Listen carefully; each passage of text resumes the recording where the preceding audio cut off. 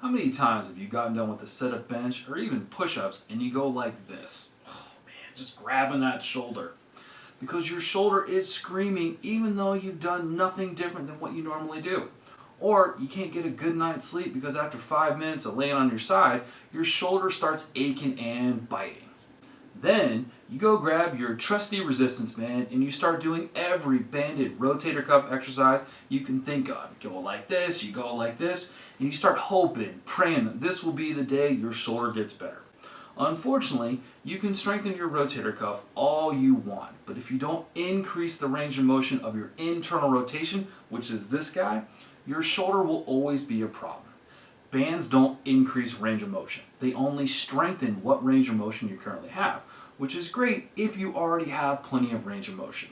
So stick around as I'm going to give you a quick, easy way to expand your internal rotation of your shoulder and then teach you how to hit save on your work that way you can keep making those shoulder gains.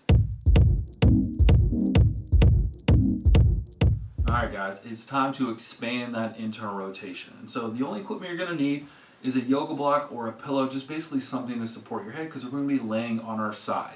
So the way this works, we're going to first get on our side position. We're going to be working the left arm. So when I go to lay on my side, I want to make sure my hips are stacked on top of each other, my shoulders are stacked on top of each other. Then I'm going to take this left elbow and put it directly in front of my shoulder. And then imagine I'm going to try to pull it forward a little bit. It's kind of hard to see that with the angle we're at, but just think that this elbow is coming out. You don't want to have it sucked back because when you do that, it gets a little congested and pinchy in there and we don't want to feel that. So pull it out, and then from here we're going to take our top hand, we're going to grab where your watch would be, and I'm going to slowly pull this down into internal rotation. What you want to make sure of is when I get here, one, I can't feel any pain or pinching. If I do, I simply do the exercise we're going to do here in a second at this position here. So I just back out a little bit. Number two, you want to make sure that your shoulder is not coming up towards your ear. You don't want to shrug too much. You just want basically your shoulder to be in a neutral position. So once again, we're going to grab, we're going to pull down, and we're just going to hold a nice gentle stretch. So ideally we would hold this stretch for like 90 seconds, 2 minutes. Because what that's going to allow us to do is when you stretch something for that long, you're essentially creating a new temporary range of motion, which is pretty cool. You get this new range of motion just by holding a stretch for 90 seconds to 2 minutes. However, if you don't do any work in that new range of motion, you don't get to keep it. So what we're going to do once that time has come, we're going to do isometrics in this new range of motion. So for time purposes, let's just imagine we have now sat in this stretch for about 2 minutes. Remember, this has all got to be pain-free. It should just be a gentle stretch running across the shoulder capsule. So now we're going to do 2 isometrics. The first one, you can't move. That's why they're isometrics.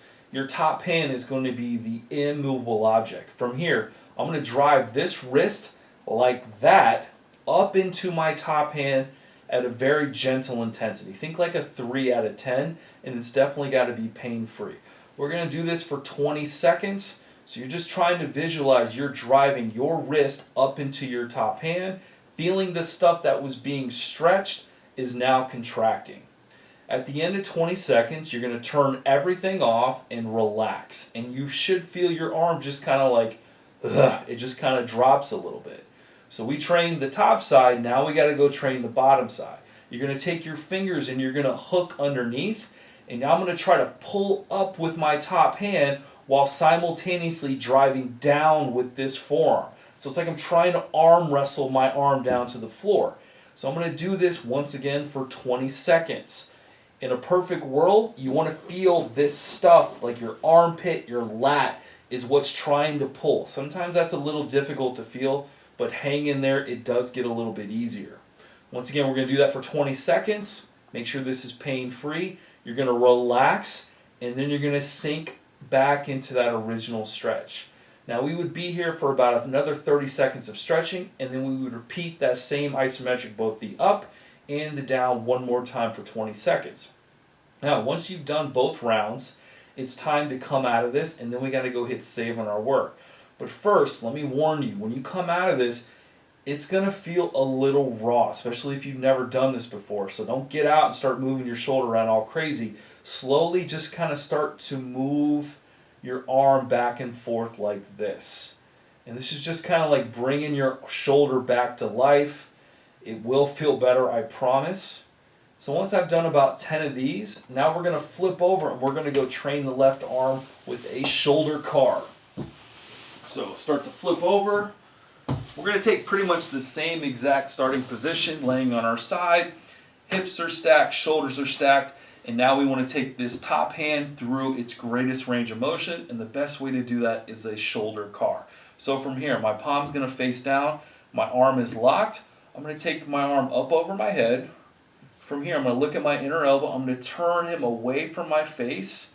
And I'm going to start to reach back. And notice how I keep turning my hand over until the back part of my hand and wrist hits my butt.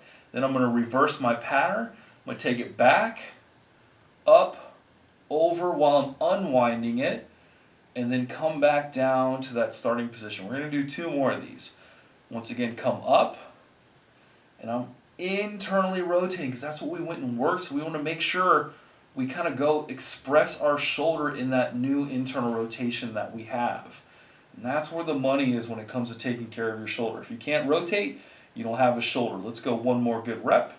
We're going to take it up, over, rotate, bring it down, touch, reverse, up, over, get that good rotation, and come back down. So to kind of recap, guys, we do the stretch plus the isometrics to increase that internal rotation, and then we go do the shoulder car to kind of hit save on our work, and that's how we're going to get where we want to go with our shoulders. Alright guys, so that's it for today. Thank you so much for tuning in. Let me know if you guys have any questions in the comments below, and don't forget to subscribe and like, and remember to be strong, be mobile.